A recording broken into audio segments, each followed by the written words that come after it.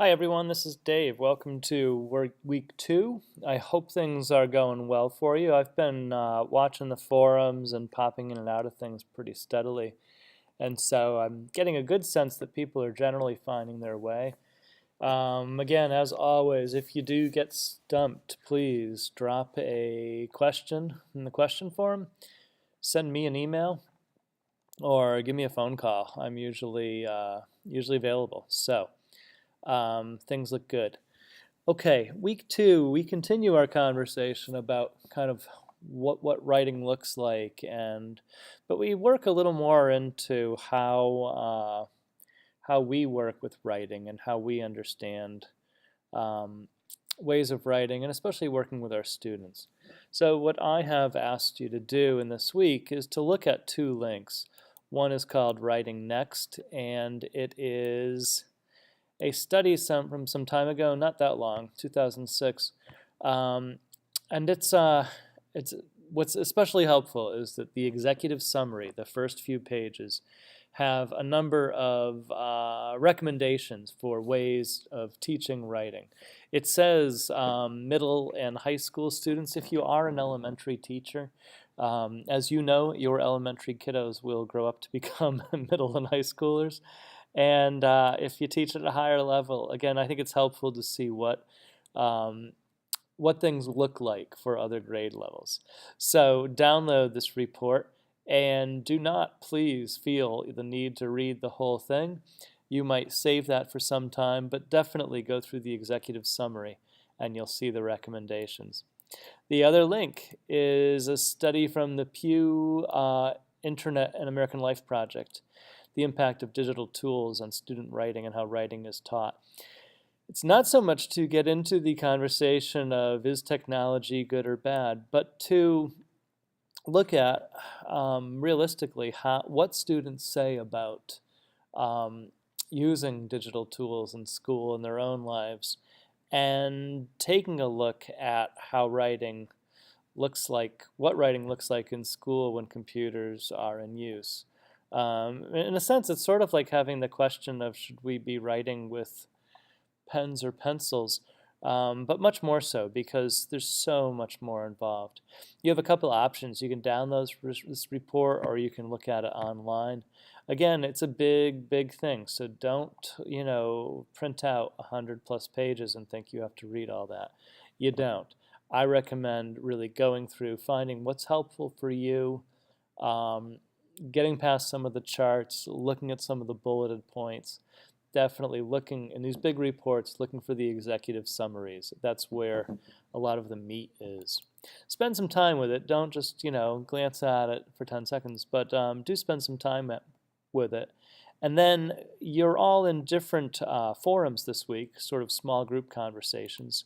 So if you go to your forum and just talk about what ideas come to mind, how does this research or these recommendations connect to your teaching practice? So, does it make sense? Is it something that you see, things you already knew and forgot? The whole range. This week also, we start with you folks jumping into really one of the first big pieces of writing, and it's a This I Believe. Now, it's a component of the multi-genre project. A multi-genre project is essentially, in this case, it's autobiographical about some part or whole of your life, and we will ask you to tell that story of part or whole of your life in 10 different genres. So they can be a poem, um, fiction, diary entries. There are a million possibilities. There are 3 required genres: flash fiction, and if you Google any of these terms, sudden fiction, microfiction, it's essentially very, very short story. Some are 50 words, okay? So we're not talking long things. A poem, and whatever you do with this poem is your choice. I will put up a few links later on of poetry. And an entry for This I Believe, though you definitely don't have to submit it. This I Believe is this really popular essay program where people write about fundamental ideas, sort of their personal manifestos. You do not have to do yours as an essay.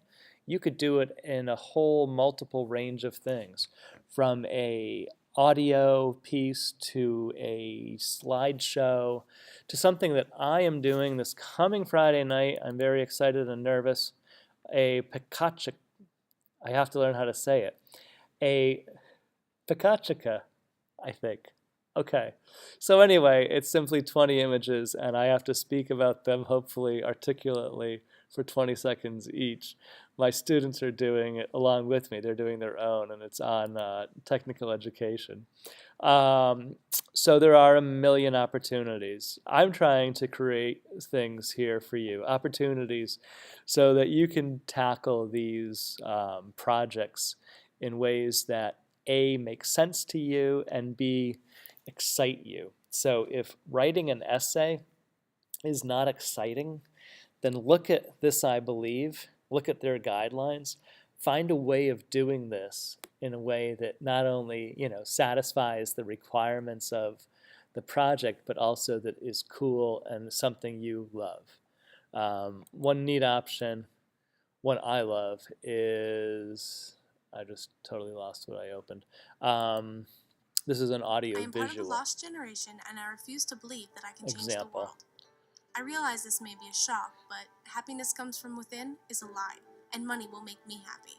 And it's great. It's absolutely worth playing. I've played it for students a number of times over the years, and they just love it. I also ask you, so we'll start working on this. What's due is on January 31st, I'm calling a refined, finished draft, and think about little air quotes around that, meaning it's finished, it's done, but chances are pretty good you're going to go back to this and make some tweaks or some final adjustments. It is part of the multi-genre, okay? So having it for the 31st is really critical because we have some work next week to do with it. But is that the last time you touch it? No, it's absolutely not, okay? So while I'm saying due, I'm talking about a finished, polished, revised draft due the 31st. I have also put up a forum asking you to identify the choice book you're going to read for the course. And I put up an example of a student writer story, which is another project you'll be working on, the story of a student writer. It is probably a great opportunity right now for you to start looking around, talking with students, finding someone who you might be really intrigued by telling their story. This example, you can feel free to browse at any point, is a entry I did for Digital Is from the National Writing Project, and it's about one of my students from years ago. You'll see it's my writing. I use some of his as part of an example, and I sort of do some analysis. I sort of wonder how it works, and I even have a outside reference just to sort of give a little bit of the big picture. So as you're thinking about the story of a student writer, you might take a look at that as one example and just sort of think about it.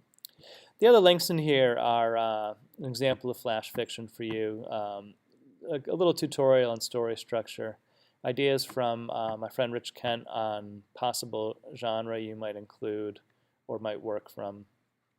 And that's pretty much the week. So it's a mix of some conversation in these forums and some writing time for you folks. And we'll be sharing that writing the 31st, which comes just after this week ends. All right, so week 2's officially up and running. We're a little bit early, but that's fine. And jump right in. Thanks.